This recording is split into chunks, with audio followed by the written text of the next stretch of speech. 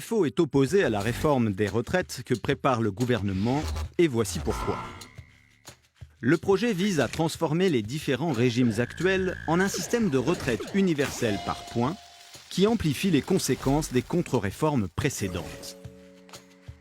Précisément, il opère deux changements radicaux. 1. La solidarité entre les générations cède la place à une logique d'individualisation totale. Et 2.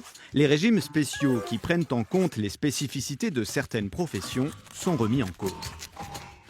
Soulevons le capot de ce système par points. On nous le vend à l'aide de la formule marketing « 1 euro cotisé donne lieu aux mêmes droits pour tous ». Traduction : chacun acquiert des points au fil de sa vie professionnelle et à la fin, en multipliant le nombre de points cumulés par la valeur du point, on obtient le montant de sa retraite. Ça a l'air simple et ça laisse à penser que puisque c'est pour tout le monde pareil, c'est juste et égalitaire qu'on soit maçon, aide-soignante ou banquière. Mais regardons le montant des retraites et pensions.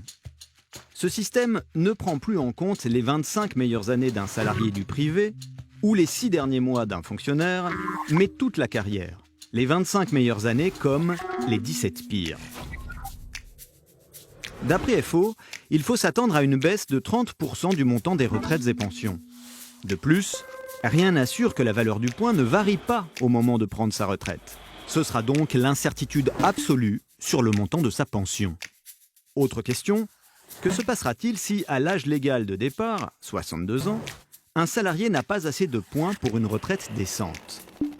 Pour toutes celles et ceux qui ont commencé à travailler tard, qui ont connu des coupures, des temps partiels ou qui ont eu des enfants, ce n'est pas une hypothèse en l'air. Eh bien pour tout cela, le projet prévoit qu'il faudra continuer à travailler.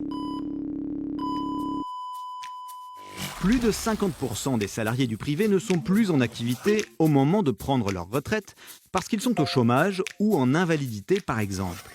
Pour eux, il n'y aura pas d'autre choix que de partir avec une retraite dégradée, soumise à une décote qui amputera leur niveau de vie.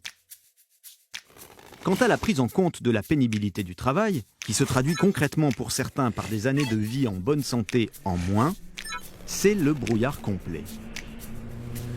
Derrière la formule marketing se cache donc une forte baisse du montant des retraites. Et on comprend ainsi le véritable enjeu de ce projet gouvernemental. Faire baisser les dépenses sociales afin de compenser le déficit de l'État. Déficit qui est, rappelons-le, largement dû au sauvetage des banques après le krach financier de 2008 et aux baisses de contributions sociales accordées aux entreprises. FO défend un autre choix de société. Une retraite, ce n'est pas une dépense. C'est le droit à un salaire différé acquis au cours d'une vie de travail. FO appelle d'autres politiques économiques qui tournent le dos à l'austérité.